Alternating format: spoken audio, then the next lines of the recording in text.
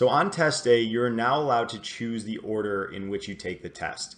Back in the day when I took the test, you always had to choose option 1. So it wasn't really a choice.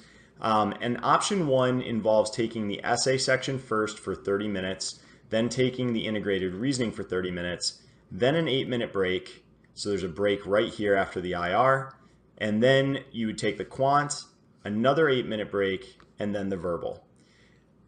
On the flip side, you now have the option of choosing which order to take the test in. And a lot of people actually choose to take options 2 or 3. These are the two most popular. And the reason is most people don't want to spend time on the essay and integrated reasoning sections because they don't feed into your score out of 800 points. Your score out of 800 is just made up of quant and verbal. These other two sections, essay and IR, scored separately out of 6 and 8 points respectively. So a lot of people choose to take the verbal or the quant first and try to maximize their 800 score, which is the score of 720 or whatever you're targeting as your max score to get into a top business school.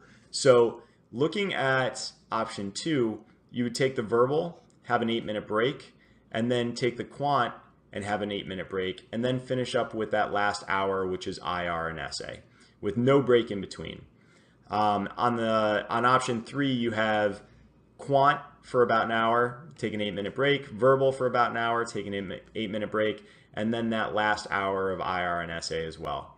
So a lot of people choose option 2 because the attention and detail on verbal is really important. You can't get as many wrong as you can on the quant section to still get a great score, and it's very verbose, so there's a lot of reading to be done. A lot of people feel they need their full attention there, and for that reason they choose to do the quant second. Now I think if test fatigue is not an issue for you, then I would probably opt for option 3. But for most people, test fatigue is still a real thing, and so option 2 is preferable. Base it on your own performance, based on how you feel. I would probably say whichever of those two sections you're weaker on, take that first. If fatigue is a really big issue, definitely take option 2 so that you can be fully focused on the verbal right out of the gate. I wouldn't recommend option 1. The nice thing about option 1 is you do get to get warmed up. So you can take the essay and the IR, and as you're getting your brain working on stuff that isn't really going to feed into your score, that could get you ready to go for quant. And that's how I felt on test day, but not a lot of people have that sort of endurance. It's something you need to work on and build up. So as you practice questions, make sure that you're getting a decent amount of questions in a row, or giving yourself a decent amount of questions to practice in a row, and really sitting for prolonged periods of time, at least an hour per sitting, drilling questions, trying to get as many right in a row as you can, competing with yourself and forcing yourself to hold each practice session to a high standard.